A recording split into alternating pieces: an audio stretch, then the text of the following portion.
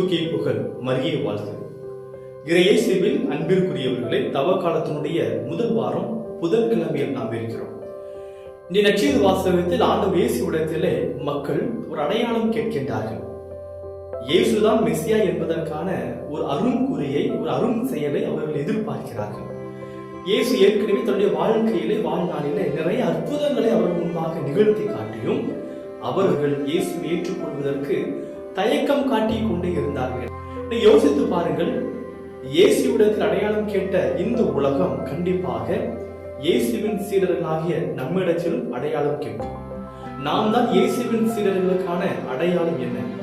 நாம் தான் கிறிஸ்தவர்கள் என்பதற்கான அடையாளம் என்ன? போடக்கூடிய முட்டையா, நேர்ச்சியா, வாலியா, அல்லது நம்முடைய கழுத்திலும் கைகளில் மணியக்கூடிய பிரேமியா, அல்லது நம் கையில் வைத்திருக்கக்கூடிய ஜெபமாலையா, சிலுவையா, எது கிறிஸ்தவத்தினுடைய அடையாளம் என்பதை நாம் சிந்தித்து பார்க்க வேண்டும்.